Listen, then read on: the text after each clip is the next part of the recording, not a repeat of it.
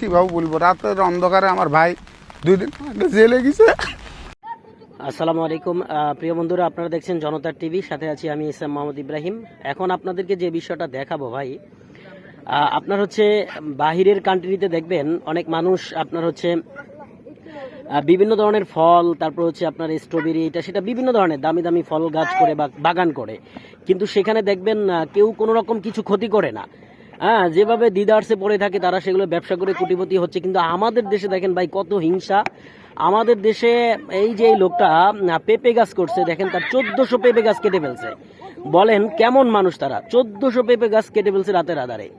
এই হচ্ছে আমাদের দেশের মানুষ। আরে ভাই, কেন এই লোকটা যদি এখানে ডেভেলপ হইতো তাহলে দেশের উন্নয়ন হইতো, কিন্তু সেটা না করে তার ক্ষতিটা কেমনে করছে আপনারা পুরো ভিডিওটা অবশ্যই দেখেন। জেলে তিনি 1 মিনিট কথা বলে স্টক করা মানুষের একটা ইয়া হলে, গন্ডল হলে মাথার উপর বাড়ি মার সমস্যা নাই, কিন্তু এই ফসলগুলো কি হচ্ছে বলেন? এই ফসলগুলো কি ক্ষতি করেছে? 3 লক্ষ 4 লক্ষ টাকা এই খরচ। আমার কয়েকদিন আগে 8 বস্তা সার আমার দোকান থেকে, আমার সার বিষের দোকান স্প্রে করলো, 8 বস্তা সার বিললো। এরপরে তো চেষ্টা করছে, করার পর ধরেন পুরাটা ধরেন কাটিয়ে দিয়েছে 2 দিন পরে। আমার জামিনটা ধরতে একটু ইয়া হয়েছে, দেখা যাচ্ছে রাজনীতি করেছে তারা, আমি তার কঠোর শাস্তি চাই। আর সরকারের তরফ থেকে যেটুকু হোক, গোয়েন্দা বিভাগ হোক, যে বিভাগ হোক, একটু তদন্ত করি। আমি এই সুষ্ঠু বিচার চাই।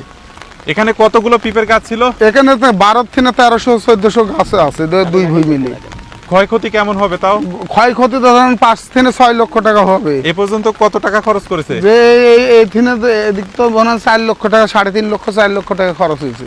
আচ্ছা, যারা করেছে তাদেরকে আপনারা কি সন্দেহ, প্রমাণ নাই তো কোনো কিছু? প্রমাণ রাতের অন্ধকারে একদম মনে হয় যে কিছু বলিছে, কিন্তু মনে হয় আমার তো ধরেন দেখা নাই, প্রমাণ নাই। কেস করতে গেলে ধরেন